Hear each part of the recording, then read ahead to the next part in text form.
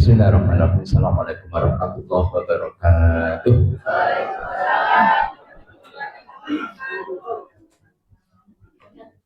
Alhamdulillahilladzi 'alafa baina qulubina wa asbahna bi ni'mati ikhwana.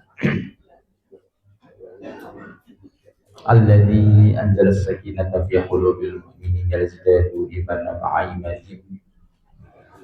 Asyhadu an la ilaha illallah wahdahu la syarika lahu wa asyhadu anna Muhammadan 'abduhu wa rasuluhu la nabiyya ba'dahu. Allahumma shalli wa sallim wa barik ala sayyidina Muhammadin wa ala alihi wa sahbihi ajma'in. Allahumma 'allimna ma yanfa'una wa yanfa'na ma 'allamtana wa zidna ilman nafi'an wa 'amalan taqabbalan wa rizqan halalan thayyiban wasi'an innaka 'ala kulli syai'in qadir. Allahumma la sahla illa ma ja'altahu sahla wa anta taj'alul hazna idza syi'ta sahla. Amin ya rabbal alamin.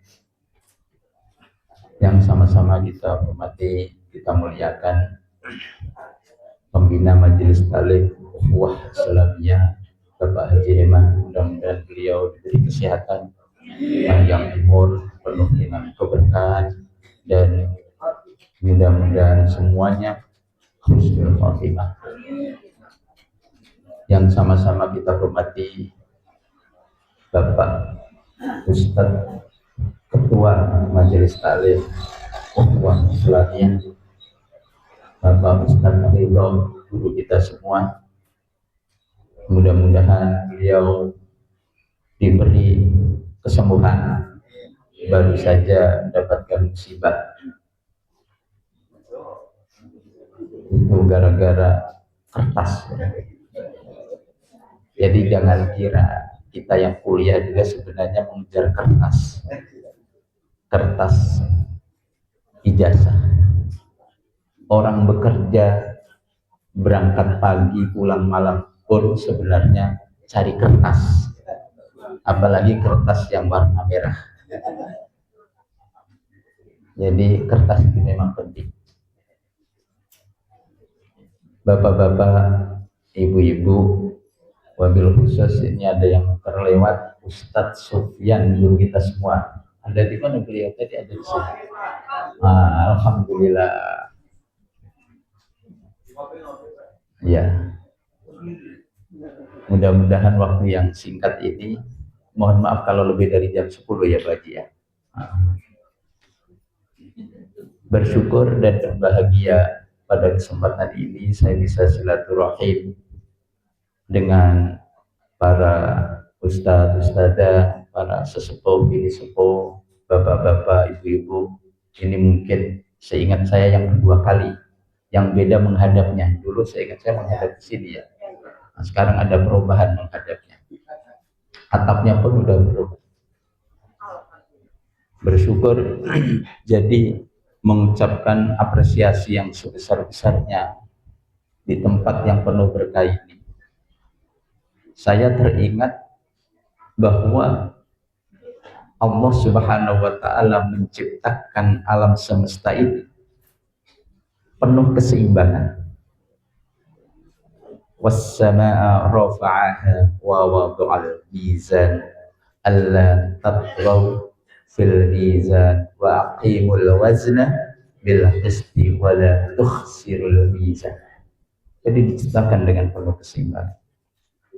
Termasuk kita sendiri diciptakan oleh Allah Subhanahu wa ta'ala juga penuh keseimbangan. Dan jagalah keseimbangan itu dengan adil. Jangan dikurangi sedikit pun keseimbangan. Dan sekali lagi saya merasa bersyukur pada kesempatan ini kita betul-betul sudah berikhtiar melaksanakan keseimbangan itu. Yang saya maksudkan, ini ada berbagai pendapat, tapi saya mengambil pendapat yang sederhana. Bahwa kita diciptakan ini terdiri dari 3 unsur. Pertama adalah unsur jasad. Yang kedua adalah unsur akal. Dan yang ketiga adalah unsur hati. Dan masing-masing unsur ini membutuhkan makanan masing-masing. Walaupun berbeda-beda bentuk makanannya. Kalau jasad membutuhkan makan, minum, olahraga, istirahat, tidur, dan sebagainya. Itu semua adalah makanan jasad. Kemudian akal juga membutuhkan makanan, yaitu ilmu. Alhamdulillah, tadi kita sudah banyak mendapatkan ilmu dengan banyaknya sholawat dan sebagainya. Ini juga sekaligus memberikan makanan yang ketiga, yaitu makanan hati. Jadi di sini lengkap. Saya itu tadi pagi atau hari-hari kemarin, makanan jasad cukup di sini. Lapang tenis meja ada kan. Nah itu semua adalah makanan jasad. Nah Ustadz Sofyan itu juga jagonya itu kalau makanan jasadnya bola naik sedikit cemes. Nah itu adalah makanan-makanan jasad. Kalau nggak olahraga orang nggak seimbang. Jadi bisa sakit karena tidak dipenuhi kebutuhan makanan. Nah kemudian kita pada malam ini bisa menambah-nambah ilmu sedikit, bisa tukar pikiran, mendapatkan bekal, itu juga mendapatkan makanan akal. Kemudian yang ketiga pun kita ada di tempat ini dengan sholawat, dengan berdoa, dengan istighfar, dengan bertobat, tahlil, dan seterusnya.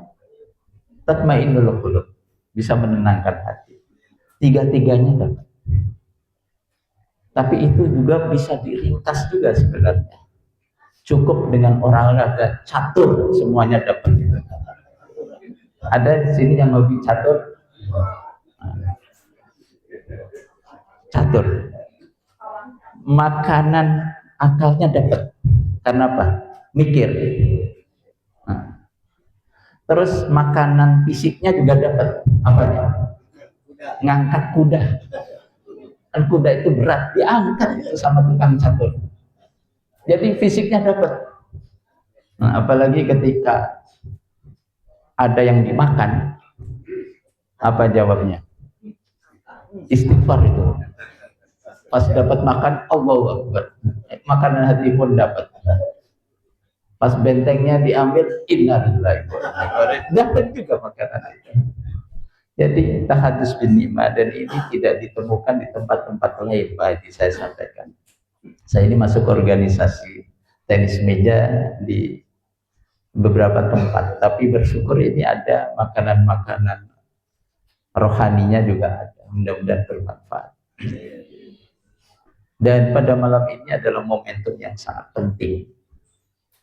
Momentum di mana tadi ada sholawat yang sangat indah dan kita bisa meresapi, dan itulah sedianya semestinya orang mukmin ketika menyambut Ramadan.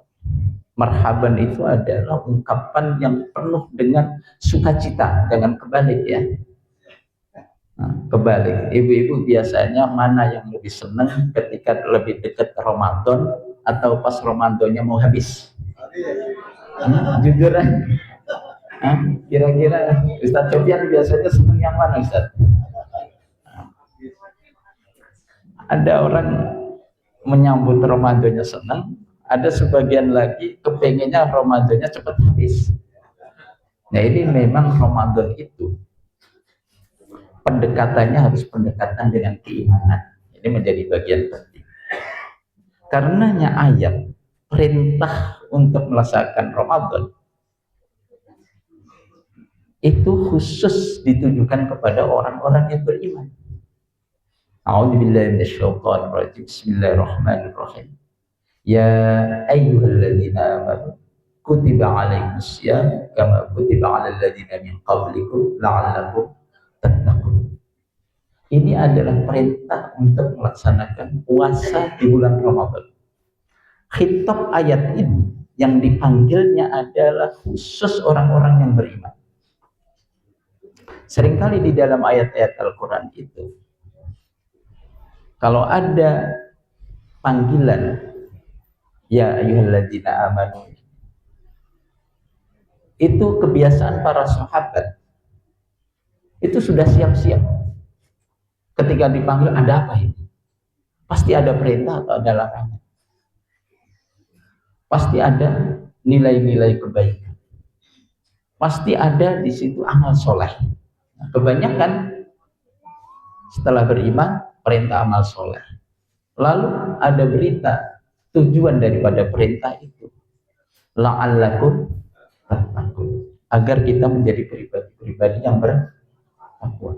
Nah, pertanyaannya, apakah takwa itu sendiri akhir daripada tujuan setiap amal soleh? Karena ada ayat-ayat lain, satu sisi la'allakum tattaqun itu ditempatkan di akhir ayat, la'allakum tattaqun sebagai akhir, tetapi di saat yang lain, misalnya di dalam surat Al-Hasyr, itu justru takwa itu menjadi bekal. Ya ayyuhalladzina amanu taqullah wal tanzur nafsum ma qaddamat liqad wattaqullah. Coba. Ini kalau begitu, orang beriman disuruh bertakwa. Kemudian disuruh memperhatikan setiap perbuatan itu akibatnya apa. Perencanaan-perencanaan. Kemudian ditutup lagi wattaqullah, dan bertakwa lagi. Nah, kemudian ada satu ayat lagi, misalnya perintah wattaqullah la'allakum tuflihun.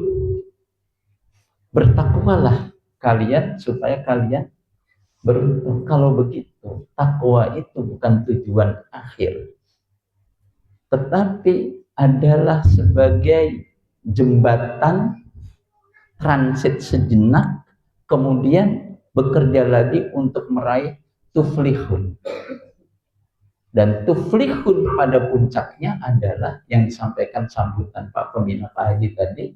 Puncak dari tuflihun itu adalah ketika hamba itu dimasukkan surga Allah Subhanahu wa Ta'ala. Jadi nilai-nilai ketakwaan ini menjadi penting, karena takwa itulah menjadi bekal dalam hidup kita ini. Ini Ustaz Sofyan biasa memberangkatkan jamaah haji atau umroh. Haji itu adalah ibadah penting. Perlu persiapan bekal. Apa? Kalau haji harus punya apa? Punya uang. Terus punya apa lagi? Visa, benar. Terus harus punya, ada uang, udah paspor udah siap, uang udah siap, pas mau berangkat sakit nggak jadi itu. Jadi butuh kesehatan, butuh uang. Ada lagi, udah lengkap, tapi daftarnya kecoret lagi. Ada yang kayak begitu. Artinya perlu banyak bekal yang harus disiapkan.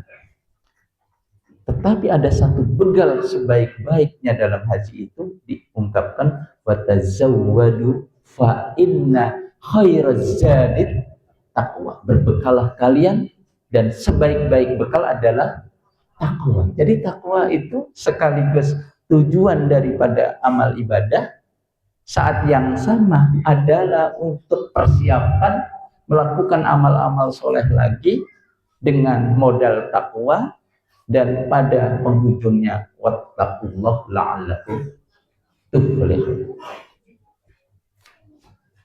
Udah jam 10 ya. Saya baru pendahuluan ini. Pak Haji gimana ini? Hah? Lanjut ya, nggak apa-apa ya. Ini nggak biasa. Tapi yang sudah biasa tadi ada breaknya. Saya tadi nunggu-nunggu tadi. Kok nggak ada breaknya, ngopi-ngopi dulu apa gitu. Ternyata ada juga. Dilanjut aja Bu ya, nggak apa-apa ya. Waktu yang singkat ini saya ingin menyampaikan bulan Ramadan ini. Para pedagang, para pengusaha sekarang ini sedang membidik. Nanti di bulan Ramadan gimana caranya supaya meraih untung sebesar-besarnya? Jual apa saya nanti? Apa yang bisa saya dapatkan ketika bulan Ramadan? Itu para pedagang atau pengusaha. Gak hanya para pedagang, kru televisi, stasiun-stasiun TV, itu pun sekarang semuanya sibuk. Untuk apa? Mempersiapkan tayangan di bulan Ramadan supaya ratingnya naik dan para penontonnya banyak. Sibuk semua. untuk meraih keuntungan yang sebesar-besarnya hanya pada waktu bulan Ramadan. Nah, kita jangan kalah. Kita ini adalah orang yang beriman. Orang yang meyakini bahwa segala perbuatan yang kita lakukan di dunia dengan amal-amal kita, khususnya amal soleh, ini nanti di akhirat akan dibalas oleh Allah Subhanahu wa Ta'ala. Jadi kita ini di samping bekal secukupnya untuk hidup secara materi, jauh lebih penting lagi adalah kita ini adalah pedagang-pedagang akhirat. Kita berpikir gimana nanti di akhirat kita ini mendapatkan keberuntungan yang sejati. Bukan hanya sekedar keberuntungan di dunia saja. Nah, ini yang harus kita rencanakan dengan sebaik-baiknya pada waktu bulan Ramadan. Daganglah kita untuk menggapai keuntungan sebesar-besarnya, tentu dengan tidak meninggalkan keuntungan-keuntungan di dunia sebagai kebutuhan amal kita. Tapi cara berpikir kita adalah pastikan setiap amal-amal kegiatan kita semuanya orientasinya ada orientasi akhir. Jangan pernah kita pisahkan cara berpikir kita, dunia adalah dunia, akhirat adalah akhirat. Itu tidak bisa. Kalau kita membaca surat Al-Zalzalah, nanti bumi yang kita pijak ini semuanya akan bercerita tentang kita. Bumi tidak hanya mengeluarkan isi perutnya, besi, air, api, batu, tidak hanya itu. Tetapi dia bercerita si fulan pernah menginjak ini, si fulan pernah injak ini. Lalu di bumi mana yang tidak pernah kita injak? Semua bercerita. Kebaikan diceritakan kebaikan. Keburukan pun semuanya. Jadi nggak pernah kehidupan dunia yang kita lakukan ini terlepas dari kehidupan akhirat. Apalagi orang yang mengatakan bahwa seimbang itu adalah sama. Segala urusan ini kan urusan dunia. Nggak ada urusan dunia yang nggak ada hubungannya akhirat bagi orang beriman. Semuanya akan diperhitungkan sekecil apapun. Dan ini harus kita yakini. Maka Bapak-bapak, Pak Haji, Bu Haji, saya mengajak pribadi dan juga kita semua. Kita setiap hari, setiap waktu memohon kepada Allah Subhanahu wa Ta'ala. Satu surat yang disebut Ummul Quran itu adalah surat yang sangat luar biasa. Disitulah kita berdialog dengan Allah Subhanahu wa Ta'ala setiap saat, setiap waktu. Apa itu? Ketika kita membaca Alhamdulillah, Allah menjawab Hamidani Abdi. Begitu seterusnya. Jadi Al-Fatihah itu bukan sembarang surat yang biasa.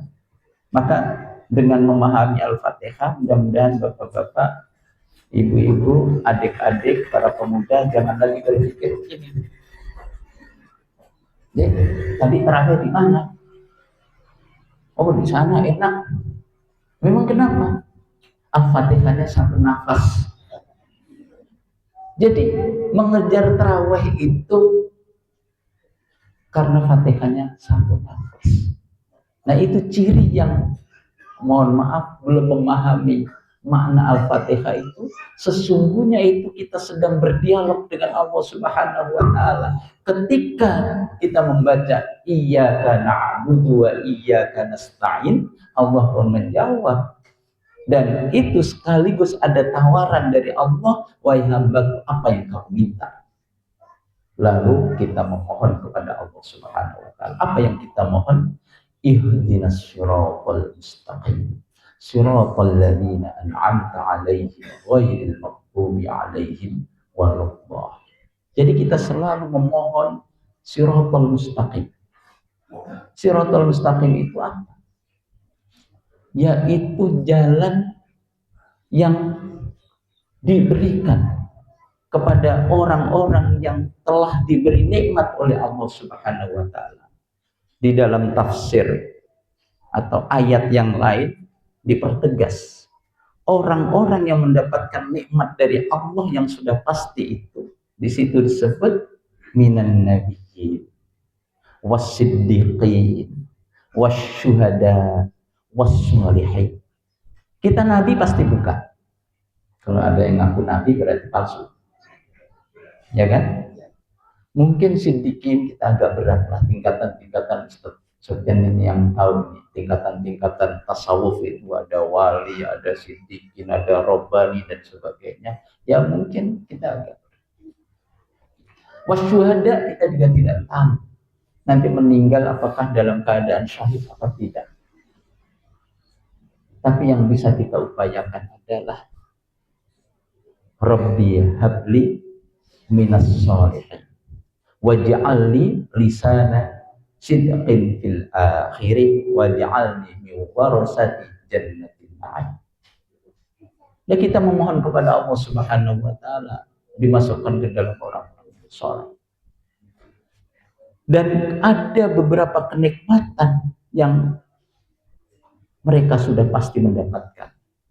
Dan kita juga harus berupaya berdoa kepada Allah Subhanahu wa taala agar mendapatkan kenikmatan-kenikmatan itu, dan setelah itu kita dapatkan, kita jaga kenikmatan-kenikmatan tersebut sampai akhir hayat kita.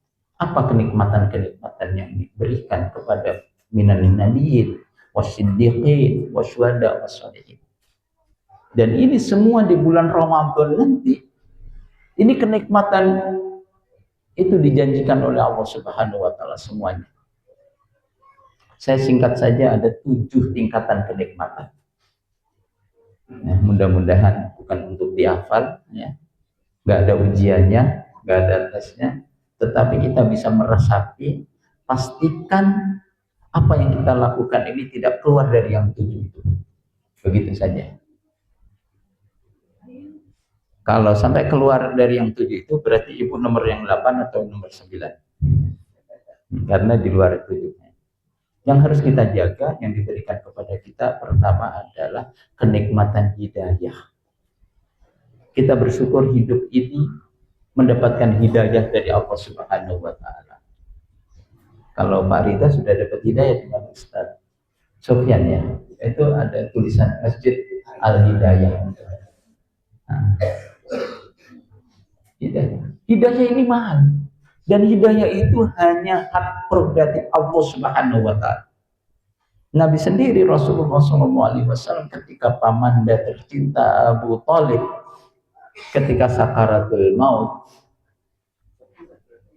itu, ishhad ya ami, bersyahadatlah wahai pamanku, nggak jadi juga diganggu yang lain sampai akhir hayatnya dalam keadaan.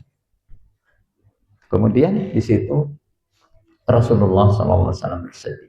Maka dalam asbabun nuzul ada innaka la tahdi man ahbabta walakinallaha yahdi man yasha.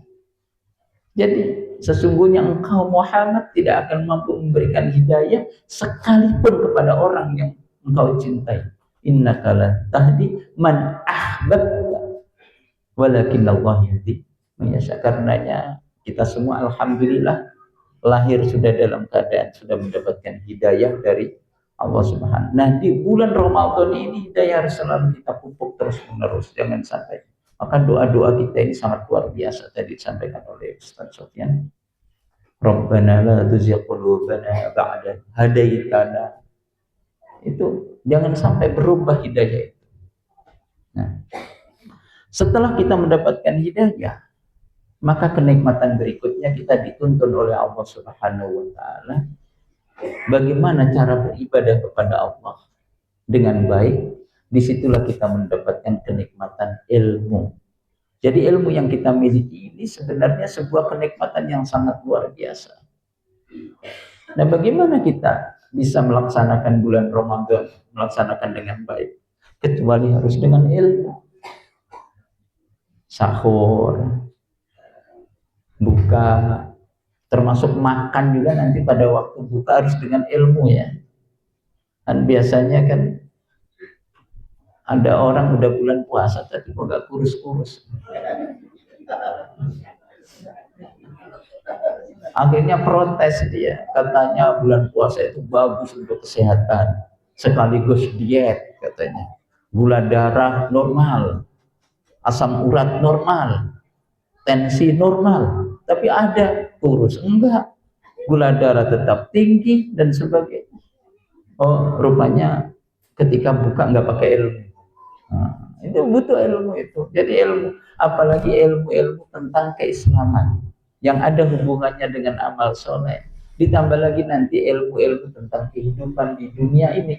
Maka disebut man aradan dunya fa'alai bil. Barang siapa yang menghendaki kebahagiaan dunia maka dia harus berilmu. Wa man aradal akhirah, barang siapa yang menghendaki mendapatkan kebahagiaan akhirat fa'alai bil ilm.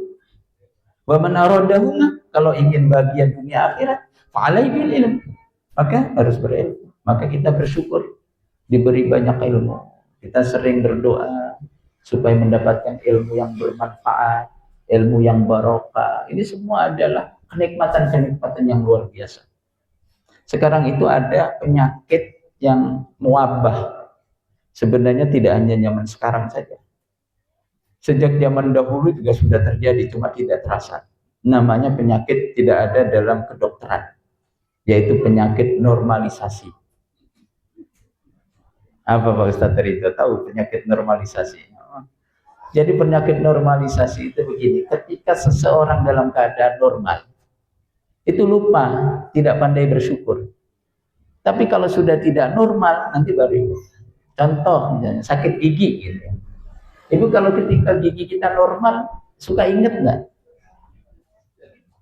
Jarang, ya biasa-biasa aja gitu. Tapi pas sakit gigi itu baru ingat, waduh nanti mau periksa ke dokter. Kalau udah pas sembuh apa? Datang nggak? Enggak. Sama. Ketika sekarang kita ini bisa duduk sila dengan baik, bisa kipas-kipas begini, ya kan? Ini adalah sebuah kenikmatan.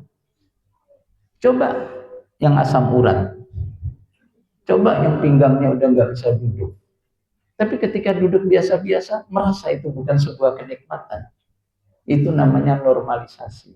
Jadi tidak pandai bersyukur, tetapi setelah hilang itu baru menyesal. Dan ini semuanya ada ilmunya. Kenikmatan ilmu juga begitu. Kita ini berilmu semua. Tapi kenikmatan itu nggak begitu kita rasakan, ya biasa-biasa aja. Padahal bisa membaca Al-Fatihah itu juga ilmu, bisa beribadah kepada Allah Subhanahu wa taala juga ilmu dan sebagainya. Nah, apakah cukup dengan kenikmatan ilmu saja?